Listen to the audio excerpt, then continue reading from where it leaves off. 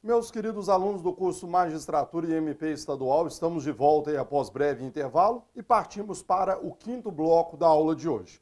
Falávamos sobre perempção. Eu dizia para vocês que a perempção, a semelhança da decadência, da renúncia e do perdão, também é uma causa extintiva da punibilidade. Agora lembre-se, mais uma vez, e sem querer ser chato, só vai haver a extinção da punibilidade quando se tratar de uma ação penal exclusivamente privada ou de uma ação penal privada personalíssima. Ou seja, tome cuidado com aquilo que já foi falado, não há falar em extinção da punibilidade quando se tratar de um caso de ação penal privada subsidiária da pública. Sobre o assunto, podemos então trabalhar com o seguinte conceito de perempção. Perempção, então, é a perda do direito de prosseguir no exercício da ação penal privada em virtude da negligência do querelante, com a consequente extinção da punibilidade nos crimes de ação penal exclusivamente privada ou privada personalíssima. Colegas, vejam, a perempção é a perda do direito de prosseguir. Marque isso e coloque no seu material. Diferencia-se por esse motivo da decadência. Então isso aqui, vou até tirar essa decadência, não vai confundi-los. Você coloca o seguinte, não, vamos melhorar isso aqui no material de vocês, e aí você vai colocar assim, ó, distinção quanto à decadência. Às vezes, numa prova, o examinador adora perguntar conceito e adora pedir para você diferenciar as coisas. Então, amanhã vão perguntar qual que é a diferença da perempção para a decadência. É exatamente isso. Quer dizer, a perempção é a perda do direito de prosseguir. Você, então, já teria exercido o seu direito. Processo já está, tramitando. Só que você começa a se mostrar negligente, desidioso, relapso. E isso vai acarretar a extinção da punibilidade. A decadência é diferente, porque a decadência é a perda do direito de dar início ao processo, enquanto a perempção é a perda do direito de prosseguir. Legal? Tome cuidado, pessoal, por quê? Porque as causas de perempção, elas estão previstas expressamente no Código. Está aí na tela para vocês o teor do artigo 60 do Código de Processo Penal, que vai listar para a gente as causas de perempção. Vejam, nos casos em que somente se procede mediante queixa, considerar-se-á perempta a ação penal. Inciso 1. Quando iniciada esta, o querelante deixar de promover o andamento do processo durante 30 dias seguidos. Então, quer dizer, se ele abandonar o processo durante 30 dias, vai haver perempção. Há certa controvérsia se haveria necessidade de se intimar aí o querelante. Prevalece o entendimento que sim. Quer dizer, o cara tem que ser intimado e mesmo assim ele não promoveu o andamento do processo. Pô, Renan, mas por que precisa intimar? Pô, alguma coisa pode ter acontecido, né, pessoal? Pode ter havido a morte do advogado, pode estar com algum problema de saúde. Então, o ideal é intimar até para não extinguir a punibilidade antes. 2.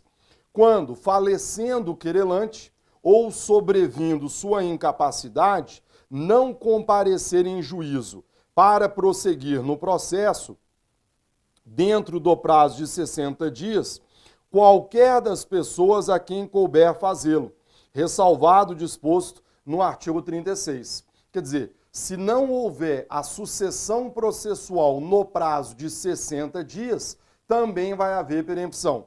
Cuidado! Alguns doutrinadores dizem que nesse caso do inciso 2, todos os sucessores deverão ser intimados, para aí sim declarar-se extinta a punibilidade. na nossa humilde opinião, e acaba prevalecendo essa orientação, é um absurdo você querer exigir a intimação de todos os sucessores, a não ser que você queira transformar o processo penal num verdadeiro processo de sucessão. Pense bem, como que em sã consciência eu posso identificar todos os sucessores do querelante e intimá-los no processo? Não dá. Por isso mesmo que a lei prevê um prazo maior de 60 dias, para que se alguém tiver interesse, que se habilite no processo sob pena de perempção. Maravilha? Próxima hipótese, está aí na tela para vocês, número 3. Quando o querelante deixar de comparecer sem motivo justificado a qualquer ato do processo a que deva estar presente, ou deixar de formular o pedido de condenação nas alegações finais, mais duas causas de perempção, que não se confundem, né? A primeira delas é quando o querelante não comparecer a um ato processual ao qual sua presença fosse obrigatória. O exemplo que já caiu em alguns concursos é aquela audiência de conciliação lá dos crimes contra a honra. Perguntam, o querelante não compareceu à audiência de conciliação, perempção, certo? Errado. Errado. Se ele não compareceu à audiência de conciliação, ele não está abandonando o processo. Na verdade, se ele não compareceu à audiência, é porque simplesmente não tem nenhum interesse em fazer acordo com o querelado. Então eu não posso tomar isso como sinônimo de perempção. Legal? A outra hipótese, quando o querelante deixar de formular o pedido de condenação nas alegações finais. Aí o melhor exemplo, pessoal, é você não comparecer a uma audiência una. Então o examinador pergunta, candidato, querelante e seu advogado não compareceram a uma audiência una de instrução e julgamento. Qual é a consequência? Perempção. Se o seu advogado não compareceram à audiência una, não haverá ninguém de sua parte para pedir a condenação do querelado. Qual é a consequência disso? Perempção e extinção da punibilidade. Para a gente poder concluir, a última hipótese de perempção está aí na tela para vocês, quando, sendo o querelante pessoa jurídica, esta se extinguir sem deixar sucessor. Então, por razões óbvias, se a pessoa jurídica não deixa nenhum sucessor, também haverá a extinção da punibilidade por conta da perempção. Maravilha? Fechamos então, meus amigos, vejam comigo, falamos sobre decadência, falamos sobre renúncia, falamos sobre perdão do ofendido e falamos também sobre perempção. Por isso, podemos voltar agora aos nossos princípios da ação penal de iniciativa privada. Então está aqui na tela para vocês o nosso item 6.3. Voltamos no tempo, Charles, porque já falamos sobre oportunidade, já falamos também sobre disponibilidade. E agora, Charles, falamos sobre o último princípio da ação penal privada, que é o princípio da indivisibilidade. Colegas, lá no terceiro bloco, quando falava da ação penal pública, eu dizia, ali tem controvérsias, porque na pública há quem diga que o princípio seria da indivisibilidade, outros dizem que seria da divisibilidade. Aqui, meu amigo, estamos falando de ação penal... Opa, peraí, o que eu fiz? Estamos falando de ação penal privada. Calma, apertei o botão errado. Isso acontece, Charles. Princípio da indivisibilidade. No material de vocês, lembre-se, estamos falando de quê? De ação privada. Maravilha. Então, quanto à ação penal privada, não há nenhuma controvérsia. O princípio em questão é o princípio da indivisibilidade. E aí se diferencia da pública, porque lá na pública prevalece que seria divisibilidade. Renato, o que significa indivisibilidade na ação penal privada? Muito simples. No seu material, o que você vai anotar? O processo de um Então, o processo de um obriga ao processo de todos. Então, o processo de um obriga ao processo de todos. Isso é indivisibilidade. Então, é aquilo que eu comentava com vocês quando estudávamos renúncia e quando estudávamos aí também o perdão. Você, crime de ação penal privada, não é obrigado a oferecer queixa, oportunidade de conveniência. Se você oferecer a queixa, você pode dispor do processo em andamento, disponibilidade. Agora, meu amigo, se você quiser oferecer queixa, saiba desde já, você tem que oferecer contra todos. Isso é indivisibilidade, quer dizer, o processo de um obriga ao processo de todos. Esse princípio, pessoal, está previsto aí no Código de Processo Penal, em seu artigo de número 48, que está aí exibido na tela para vocês. O que nos diz o artigo 48? Ele diz o seguinte, vejam, a queixa contra qualquer dos autores do crime obrigará ao processo de todos, e o Ministério Público velará pela sua indivisibilidade. Então, colegas, vejam o artigo 48, deixando muito claro para todos nós que a queixa contra qualquer dos autores obriga ao processo de todos.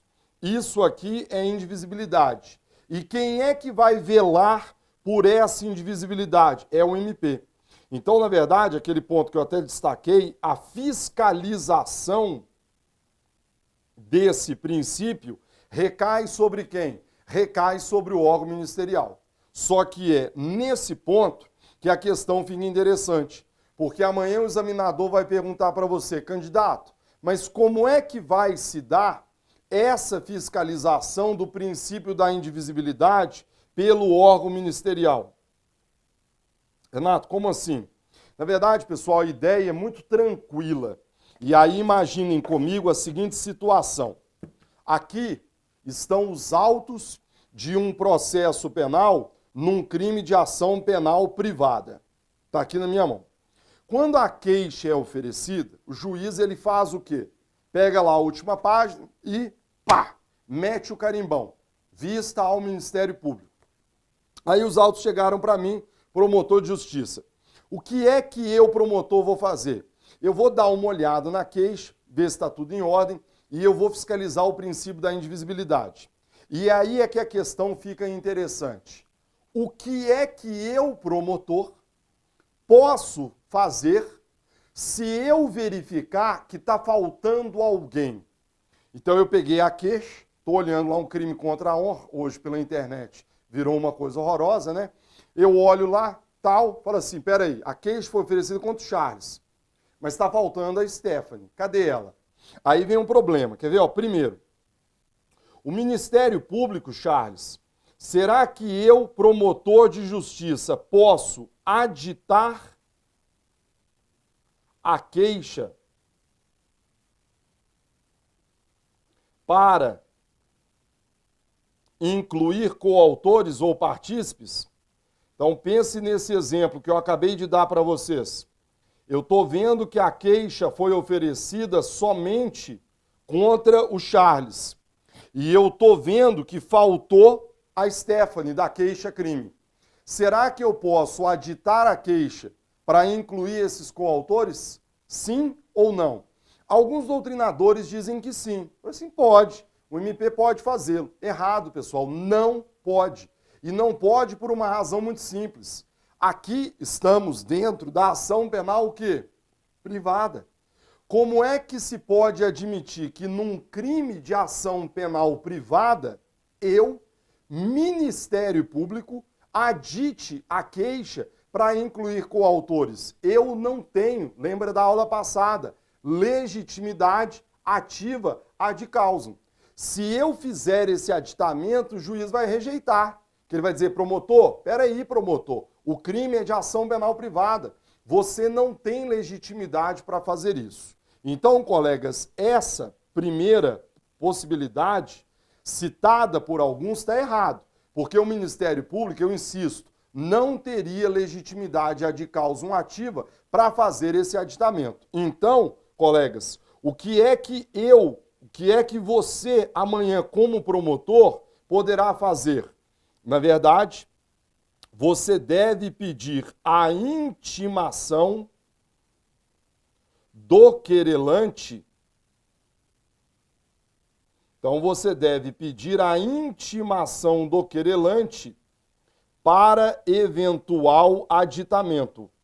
Então, você deve pedir a intimação do querelante para que ele sim proceda a um eventual aditamento. Na verdade, colegas, a gente pode trabalhar com duas hipóteses aqui, até para facilitar a compreensão de vocês. Renato, quais são as duas hipóteses? São o seguinte: primeiro, é o que a gente chama de omissão voluntária do querelante. Renato, o que seria essa omissão voluntária do querelante? Eu explico. O querelante sabia que duas pessoas praticaram o delito contra ele. Mas, mesmo assim, ele só ofereceu queixa contra um. Uma omissão voluntária. Senhores, se trata de uma omissão voluntária por parte do querelante, o que você precisa raciocinar comigo? O querelante sabia que duas pessoas praticaram o crime contra ele, mas ele só ofereceu queixa contra um. Se ele deixou o outro de fora, o que teria acontecido quanto a esse outro? Uma renúncia, tácita que seja. Ora, esta renúncia tácita beneficiará todos, inclusive aquele que constou do polo passivo da queixa. Legal? Então, o que você vai anotar no seu material de apoio? Omissão voluntária. O querelante tinha consciência quanto ao envolvimento de outras pessoas, mas optou por não oferecer queixa contra elas. Consequentemente, operou-se em relação a elas a renúncia. Só que esta renúncia deverá beneficiar todos, inclusive aqueles que foram colocados na queixa-crime, havendo aí a extinção da punibilidade. Renato, qual é a segunda possibilidade? Omissão involuntária. Renato, como assim omissão involuntária? O querelante não sabia. O querelante ofereceu queixa contra o Charles, mas ele não sabia que a Stephanie também estava envolvida. Pessoal, aí nesse caso, eu não posso falar em renúncia, porque o querelante não sabia. Então aí sim, você como promotor de justiça vai pedir a intimação do querelante para que ele proceda ao aditamento, de modo a incluir os demais coautores e partícipes, sob pena de, não o fazendo, operar-se a extinção da punibilidade. Quer dizer, você vai chamar o cara e falar assim, meu filho, tudo bem, acho que você não viu, não havia elementos. Mas, vem cá e adita essa queixa aqui. Porque se você não aditá-la para incluir esses demais coautores, eu vou entender que você estaria renunciando quanto a eles. E eu vou concluir que esta renúncia irá beneficiar os demais. Princípio da indivisibilidade. Tá claro isso? Então é assim, pessoal, que funciona a fiscalização por parte do Ministério Público quanto aí ao princípio da indivisibilidade. Tá aí na tela para vocês, inclusive, um julgado interessante do STJ do ano de 2014. Vejam, o reconhecimento da renúncia tácita ao direito de queixa exige a demonstração de que a não inclusão de determinados autores se deu de maneira deliberada. Quer dizer, aquilo que eu comentava com vocês, que eu chamei de omissão voluntária. Quer dizer, o cidadão sabia do envolvimento de outras pessoas, mas mesmo assim não colocou tais pessoas no polo passivo. Operou-se quanto a elas o quê? Renúncia tácita. E essa renúncia tácita vai beneficiar todos os demais acusados. Tá aí o habeas corpus de número 186, 405, da 5ª turma do Superior Tribunal de Justiça. Maravilha? Pessoal, fechamos então os princípios da ação penal pública e da ação penal privada. E vamos concluir a aula de hoje falando sobre ela, sobre a representação do ofendido. Pessoal, primeiro, o que é a representação? Qual é a sua natureza jurídica? Qual é o prazo para o seu oferecimento? O que é retratação da representação? É possível até quando? Vamos lá? Primeiro, colegas, o que é representar? O que é representação? É um ok. A representação nada mais é do que a manifestação da vontade da vítima no sentido da persecução penal. Quer dizer, a vítima nos diz que ela tem certo interesse na persecução penal. Isso é representação. Renato, qual é a sua natureza jurídica? Já falamos sobre isso na aula passada. Lembra da lei dos juizados? Lembra da representação que passou a ser necessária para lesão leve e culposa? Em regra, a representação funciona como uma condição de procedibilidade, uma condição específica da ação penal. No entanto, cuidado para não se esquecer, porque se a representação for necessária para o prosseguimento de processos que já estavam em andamento, aí ela deixa de ser uma condição de procedibilidade e ela passa a ser uma condição de prosseguibilidade, ou, se você assim o preferir, condição superveniente da ação. Vamos lá? Eu procurei sintetizar para vocês, colocando isso aí nos nossos slides. Primeiro conceito. A representação, então, é a manifestação do ofendido ou de seu representante legal, no sentido de que possui interesse na persecução penal do fato delituoso. Colegas, importantíssimo quando falamos de representação. Aliás, isso aqui sempre é cobrado em concursos. Lembre-se, não há necessidade de formalismos. Então, não há necessidade de formalismos. Isso aqui geralmente é o ponto que é mais cobrado sobre representação. Renato, como assim? Senhores, é óbvio que amanhã como promotores, amanhã como, sei lá, delegados, é óbvio que você busca sempre documentar, formalizar as coisas da maneira mais precisa possível. Só que às vezes não tem. E aí vem um problema. Houve representação ou não? Vamos aqui dar um exemplo. Acho que até comentei com vocês na aula passada. Caiu numa prova para delegado do Espírito Santo e deu problema. Uma mulher, às vezes o aluno fala, prova para delegado. Pessoal, mas óbvio que não é o foco de vocês, mas o exemplo nos é útil. Uma mulher, ela foi estuprada, Charles. Ela foi até a delegacia, fez um BO e ela se submeteu a um exame de corpo de delito. Só que ela não assinou nenhum papel escrito representação. Aí vem um problema. Neste exemplo, teria havido representação? É óbvio, pessoal, entenda, amanhã como promotores, se você pegar um caso desses, você vai devolver os autos e você vai pedir para que ela assine um papel, representação. Mas o problema é o seguinte, não tem isso. E aí, houve ou não houve representação? É óbvio que sim, pessoal. Exatamente por quê? Porque não há necessidade de formalismos. O que eu preciso é algum ato concreto por parte da vítima demonstrando seu interesse na persecução penal. Senhores, se a mulher foi até a polícia e ficou lá, quem já fez BO sabe disso, né? A gente fica 4 horas para fazer um boletim de ocorrência. A mulher foi até o IML, consegue pensar nisso?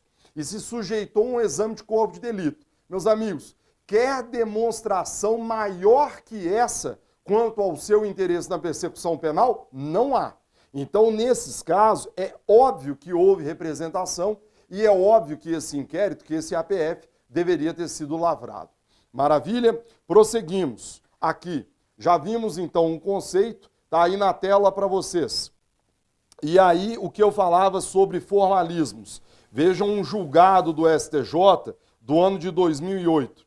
É firme o entendimento desta corte, nas hipóteses de crimes sexuais, mas isso vale para qualquer crime, que a representação da vítima prescinde, ou seja, dispensa maior rigor formal, sendo suficiente apenas a demonstração inequívoca da parte interessada de que seja apurada e processada. Em caso, tal como anotado no parecer, a narração da violência feita à autoridade policial e reproduzida em juízo, ostentando riqueza de detalhes, bem se presta a substituir a reclamada representação, que deve aqui ter relevado a sua indispensabilidade. A minha crítica, com o devido respeito a esse julgado, é que o julgado diz que a narração da violência ao delegado se presta a substituir, que deve aqui ter relevado a sua indispensabilidade. Pessoal, não é que a representação deixou de ser necessária. Não, o julgado está errado por isso. A representação, ela continua sendo necessária. E é óbvio que deverá estar presente. Só o que não há é formalismo. Quer dizer, ainda que não haja um papel, chamex, sei lá, né, escrito Times New Roman 12, representação, se houve algum gesto por parte da vítima demonstrando seu interesse, isso é representação. Legal? Maravilha. Vamos lá, próximo item sobre representação, necessidade de vítima. Aqui uma questão muito interessante. Só se pode pensar em um crime que depende de representação se esse crime possuir o quê? Uma vítima. Renato, mas por que você está dizendo isso? Ora, porque isso é óbvio, meus amigos. Segura comigo, Charles.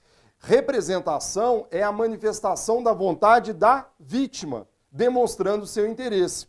Então, senhores, só se pode exigir representação de um crime que tenha uma vítima determinada. Se o crime não tem vítima determinada, então não há como se exigir a representação. Sabe como que isso será cobrado de vocês? Ainda não vi caindo. Mas nós, como professores, temos que nos antecipar, né? Ficar aqui repetindo questão que já caiu, aí também fica bem fácil, né? Tá aí na tela para vocês. Vamos lá? Código Penal, artigo 154B. Senhores, o 154B foi incluído pela Lei 12.737. Essa lei aqui ela é conhecida como Lei Carolina Dickmann. Não sei se você lembra da Carolina Dickmann, lá em 2010, 2011, ela teve seu aparelho celular furtado, roubado, alguma coisa assim, e tinham imagens dela nua, alguma coisa. E aí começaram a praticar extorsão contra ela. Vem essa lei, vai criar alguns crimes. Só que ela vai criar para nós do processo penal um problema. Dá uma olhada aí na tela comigo. Nos crimes definidos no artigo 154A, crimes do 154A, somente se procede mediante representação, salvo se o crime é cometido contra a administração direta ou indireta dos estados, ou contra empresas concessionárias de serviço público. Colegas, quando você olha para isso aí, à primeira vista, você não vê nenhum problema. Você fala, Renato, tranquilo. Criaram o crime e disseram que é um crime de ação penal pública condicionada à representação, salvo naquelas hipóteses ali. Até aí tudo bem, só que dá uma olhada nos crimes. E dá uma olhada por hora, que é o que realmente me interessa, que é o parágrafo 1º do 154A. Invasão de dispositivo informático. Diz o 154A, parágrafo 1º. Na mesma pena incorre quem produz, oferece, distribui, vende ou difunde dispositivo ou programa de computador com o intuito de permitir a prática da conduta definida no caput. Legal. Pessoal, o crime em si não é apenas você invadir um dispositivo informático alheio, conectado ou não à rede de computadores, mas também quando você vende. Me perdoe pela ignorância, Charles, não é minha área, mas vamos imaginar um chupa-cabra. Então eu vendo um chupa-cabra, tá? Que você instala e você chupa as informações do computador dos outros. É o crime do parágrafo 1º. O que eu quero que você entenda? Quem vende esses dispositivos, esse crime do parágrafo 1º, pessoal, qual é o problema? Esse crime, ele não tem vítima determinada. Porque ao contrário do caput, por exemplo, a Carolina Dickmann teria sido vítima do caput, se o crime já existisse à época. Mas o crime do parágrafo 1º, ele não tem vítima determinada. Porque eu estou vendendo chupa-cabra, é um crime de perigo. Aí vem um problema, se ele não tem vítima determinada, como então se exigir a representação quanto a esse delito? Alguns doutrinadores sobre o assunto, pesquisei para o nosso manual, dizem o seguinte: a representação é necessária para tudo, já que o caput do 154B, está aí na tela para vocês, ele diz, nos crimes definidos no 154A. Perceba que não faz nenhuma ressalva. Então, alguns doutrinadores dizem, todos os crimes do 154A dependem de representação. Na nossa humilde opinião, não é a melhor orientação, pessoal. Porque, veja, como é que eu posso exigir representação de um crime que não tem vítima? Quer dizer, se eu chego a essa conclusão, eu vou concluir, então, inevitavelmente, que o legislador teria criado um crime cuja persecução penal é impossível, já que jamais haverá uma vítima que possa oferecer representação quanto ao crime do parágrafo 1º, já que tal delito não possui vítima determinada. Então, um tema novo, a lei é bem recente, 2012, é um crime raro, né? Quer dizer, raro assim, nem tanto, né? Mas não tem muita jurisprudência sobre isso. E você tem essas duas correntes sobre o assunto. Quem vai fazer MP, procure sempre preservar a persecução penal. Então, o ideal é dizer que, nesse caso do parágrafo 1º, é um crime de ação penal pública incondicionada, exatamente para não interpretarmos o artigo 154B para chegar a uma conclusão absurda. Senhores, só para a gente poder concluir, eu não vou fechar a representação hoje, porque já estamos aí com 32 minutos, mas natureza jurídica foi dito. A representação, em regra, é uma condição de procedibilidade, mas se porventura o processo já estiver em andamento, aí a representação passa a funcionar como condição de prosseguibilidade. Maravilha? Próxima aula, quinta aula, nós voltamos. A gente vai concluir o tema ação penal e já avançamos desde já para o nosso próximo item. Agradeço ao Charles pelo excelente trabalho de gravação e agradeço a vocês pelo carinho, pela atenção, pela paciência. Fiquem todos com Deus, um bom descanso e até o nosso quinto encontro de processo penal. Tchau.